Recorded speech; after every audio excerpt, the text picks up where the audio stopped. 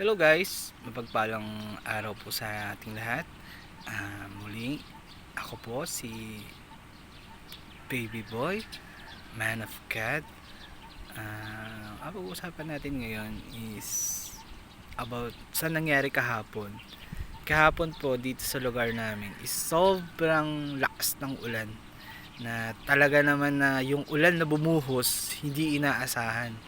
At dumating sa punto na halos lahat ng lugar dito binaha.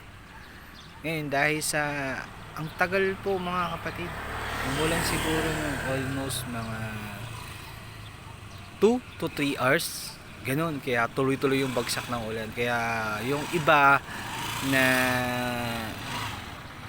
tulay or mga kanal nagpunuan, tsaka talagang dumating talaga sa point na wala nang madaanan dahil sobrang baha.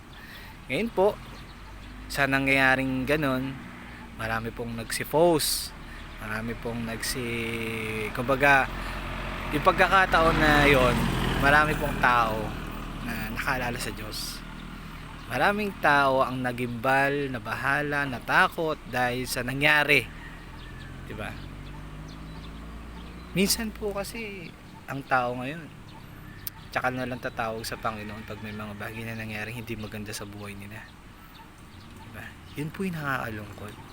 Naaalala lang natin yung Diyos pag nasa kapahamakan na tayo, or may mga dilubyo, may mga nangyaring hindi maganda. Maganda na tumawag tayo sa Panginoon, pero mga kapatid, hindi po ganun. Ang Diyos po, handa niya tayong tulungan, handa niya tayong ingatan, handa niya tayong gabayan kung palagi tayong tatawag sa Kanya.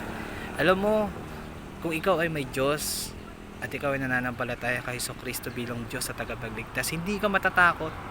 Walang bagay na magbibigay ng takot sa iyo, kundi yung takot mo lang sa Diyos. Takot mo sa Diyos na yun, na hindi ka kabilang sa anak niya.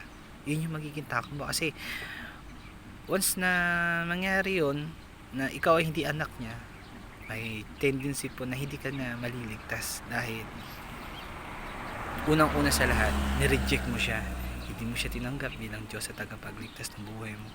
Kaya mga kapatid, tandaan po natin at alalahanin po natin ang Panginoon sa lahat ng oras, mabuti man, masama, or okay man tayo, malakas man tayo, mahina man tayo, huwag po natin kalimutan ng Panginoon.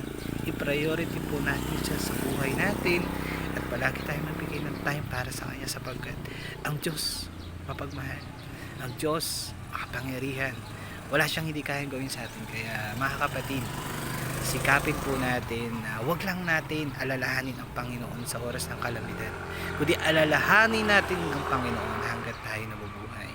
Dahil ang Panginoon, ang sarap kasama sa araw-araw, ang sarap kasama sa buhay, lalo-lalo na kung siya yung nagmamayari ng buhay mo. Kaya mga kapatid, ang isang aral lang na may iwan ko sa inyo is wag po natin hayaan na ganun po, no, na palagi nating alalahanin ang Panginoon sa lahat ng oras ng buhay natin. Kaya mga kapatid, kapag-alang araw po, at pagpalain po tayo ng Diyos at samahan tayo sa lahat ng ating gagawin. Hello, bye bye.